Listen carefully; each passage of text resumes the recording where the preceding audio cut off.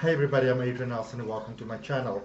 In this video, I want to speak about one of the most important things that you need to understand if you ever want to keep an aquarium, and that is what is busy happening with my aquarium at the moment, which is called the nitrogen cycle. Now, a lot of times you are going to go to an aquatic store and you're going to meet someone that either from greed or not knowing is going to say to you, know what, you get yourself this tank, you take the thing home, you fill it with water, you put in this liquid, you put in this chemical, and you put your fish inside, and everything's going to be fine. Everything's going to be hunky dory.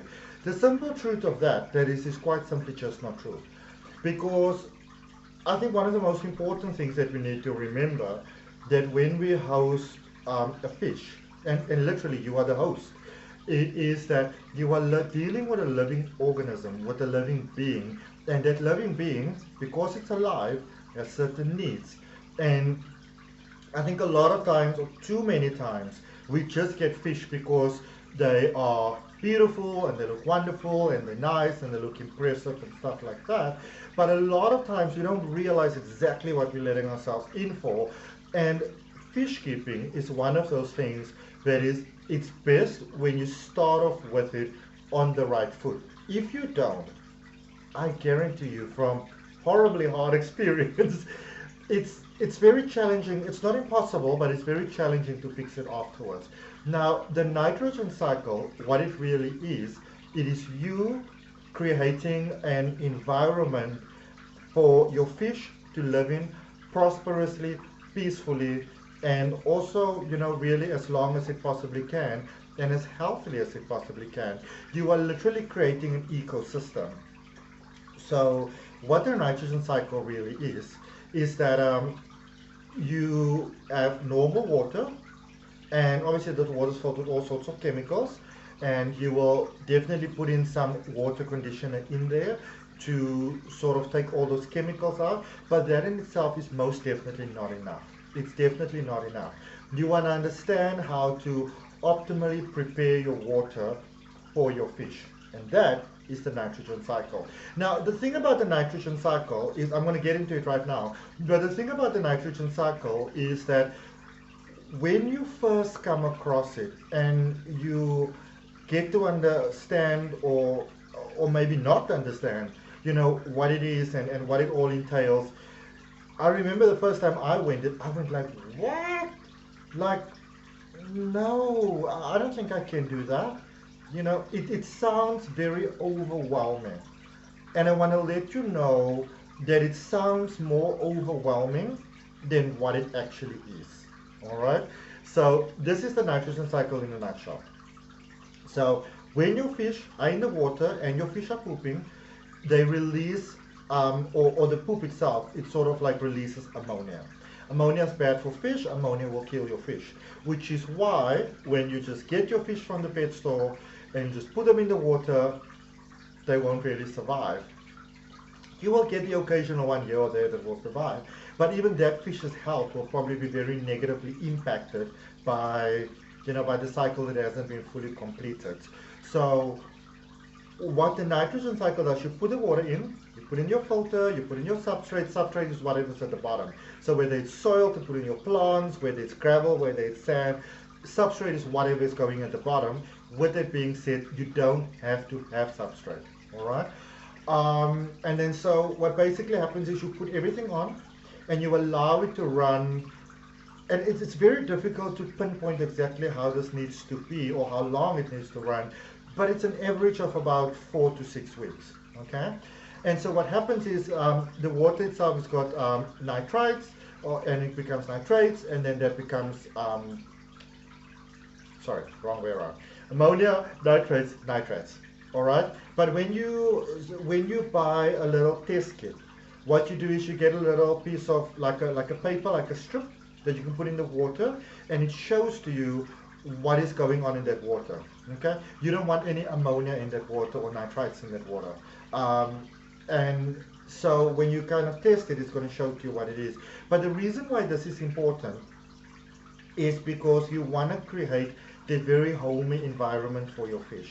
Now, That I would say is the one thing, and the other one that's very, very important is your pH levels, because not all fish can live comfortably at different pH levels.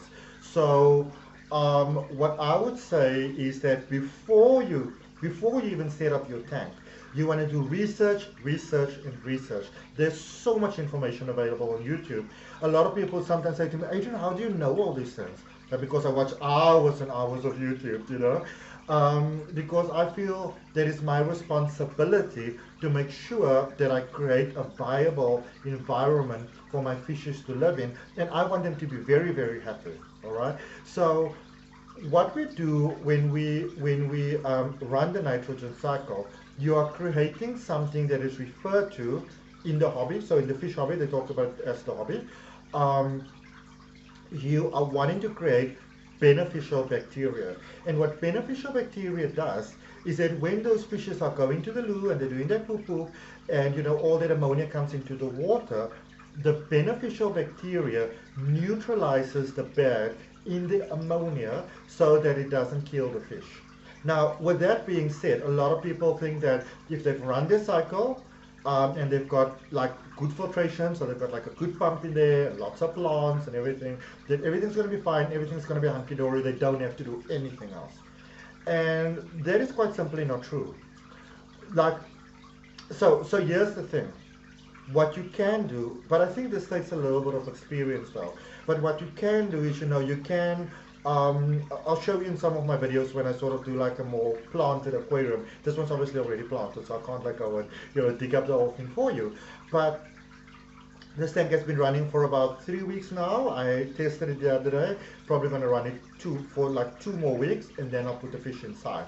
Sometimes the nitrogen cycle will be fast, sometimes it'll be slow. It's affected by a lot of things, by the weather and the light that you put in, all those sort of things. But what basically happens when the ammonia is put into the water, the beneficial bacteria neutralizes the bad in the water. But to let you know, you're still going to have to do what is called water changes. There'll be some videos about that later on. Water changes is basically that you take a scoop of the water out. So this tank is about 60 liters, but obviously bearing in mind that there's some rocks in there. Let me show you all. Okay. So bearing in mind that there's some rocks in there, and there's a filter over there, there's a little planty thing over there. Let's try to get it straight. I don't know. There's quite a lot of things that are happening inside there. And so, and also you obviously don't want to pull the water all the way to the top. So there's about, let me get myself back in focus and look at all the mess over here. Some of you may or may not know that I'm actually a tarot reader with weekly tarot readings on my Adrian Nelson Tarot YouTube channel, so I've just sort of finished that, so it's everywhere. But so to let you know that the beneficial bacteria that grows on the hardscape in the tank. So it grows on the rocks, it grows on the, like if you have maybe a piece of driftwood in there, it grows on the driftwood, it grows on the glass, it grows inside the filter, like the foam inside the filter, regardless what sort of filter you have. There's normally some sort of foam sponge, something inside, because it obviously filters the water. It grows in there. It grows on all the hard places, because a lot of times people think that the beneficial bacteria is growing in the water itself, and not actually. So a lot of times people think that, well, my friend has got a tank, and now I'm going to get a tank, so I'm just going to get like 3-4 gallons of water from him or her and put it in my tank, and everything's going to be fine. And then you set that thing up, it's all beautiful, and then the sad occasion starts to happen, and the fishes start to, go one by one. And I don't know about you all, but for me, it's one of the saddest things when my fish die. So I want to help you to prevent that from happening. It does take a bit of patience around the nitrogen cycle. You might feel very tempted to sort of want to put the fish in there. People maybe say, no, these are very, very hardy fish, they're going to be fine, which may or may not be true, but I mean, just because they are fine doesn't really mean that they are comfortable, doesn't mean that they enjoy their life, and it could also shorten their life, it could impact their health, it could impact how they experience your aquarium, because all the fishes have is the space that you are creating for them, and then they have to live in there. And one of the main reasons why fish often jump out of the tank is because they feel that the water conditions are not really, enjoyable for them, so they try to find a better haven somewhere else. One of the main reasons why fishes jump out of the pond or a tank or anything like that. So be patient, do your research. So this is the kind of research that you want to do before you get a tank, in addition to the nitrogen cycle. What kind of water do you have where you are staying? Now you get something called hard water and you got something called soft water. And what it basically is in a nutshell, soft water is water that hasn't been all that sort of over chemicalized, It still comes from the tap, but maybe it's not all that sort of over chemical all over the top.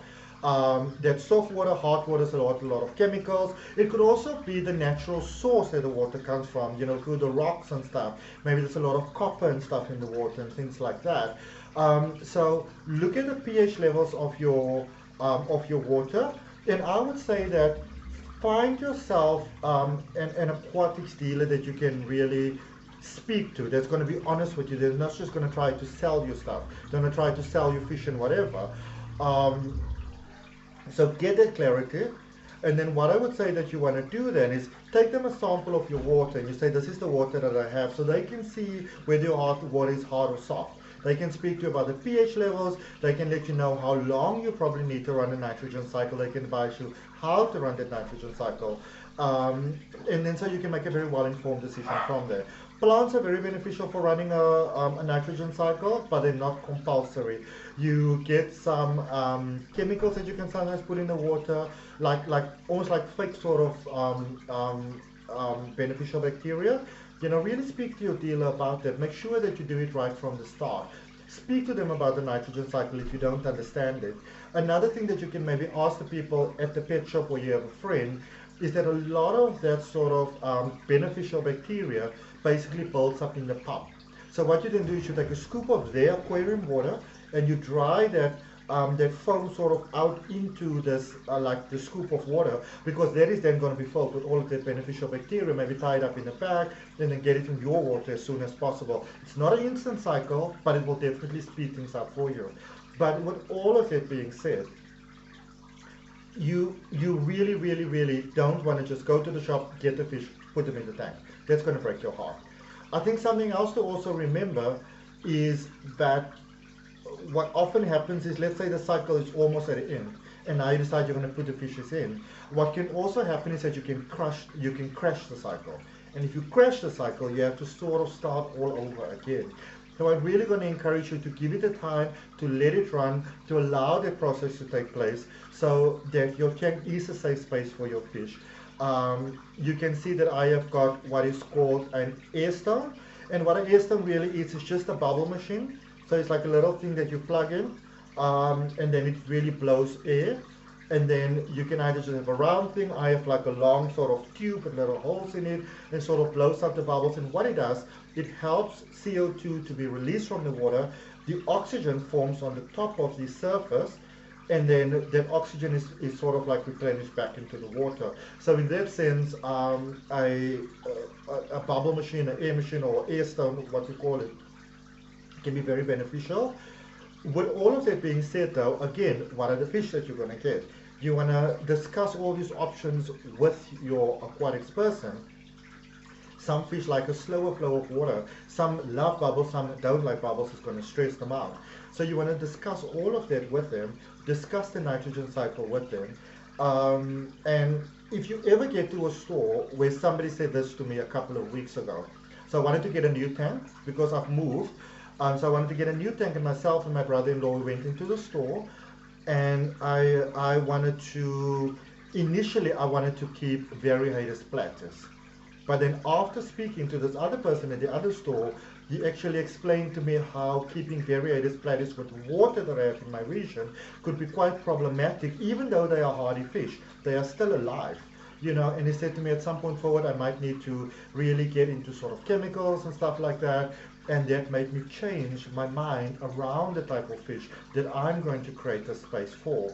Because a lot of times we just say, this is what I want, and we don't really think about the consequences for the living organism. That's why a lot of people get goldfish, because you get them in the store and they're tiny like this, but they grow really, really large. They grow up to 30 centimeters, which is a whole ruler. Again, I've got no idea what that is in inches. And you know, I mean, even this one, this is a 60-liter tank. I'm not going to put a goldfish in there because there's not, plants or no plants, I'm not going to put a goldfish in there unless it's maybe a fish that I rescue or something like that, because whilst the fish can live in here, it's not an optimal condition for it. The environment is not optimal for it. Okay.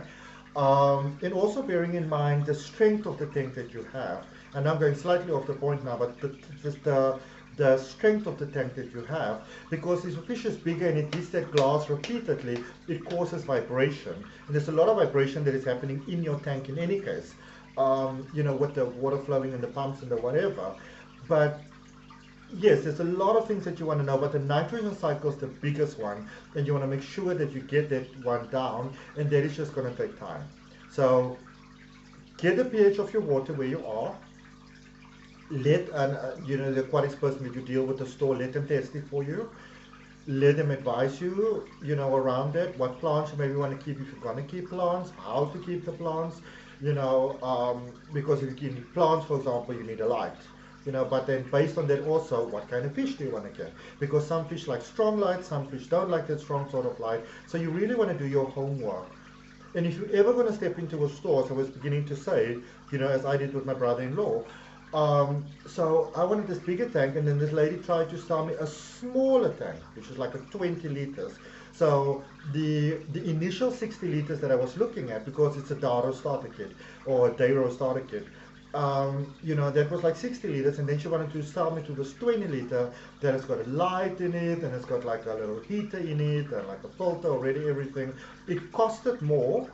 And she said, well, maybe you can just get yourself maybe just get yourself like 6 little goldfish, and you know, you just put them in there, and they may not survive, 5 of them may die, but the one that lives, that's going to be your champion, and you can actually call them champion. I said to my brother-in-law, let's get the fuck out of the store immediately, because to me, that means that that person either doesn't know or hasn't taken the time to become well informed enough about the advice that they give when it comes to another living organism, living being. So run your nitrogen cycle, have patience, and from all the many, many confusing things in the fish hobby that you are going to come across, this is probably the biggest thing that you want to get down. And once you've got this down, you're quite cool with the rest. Okay, good luck, good fish keeping.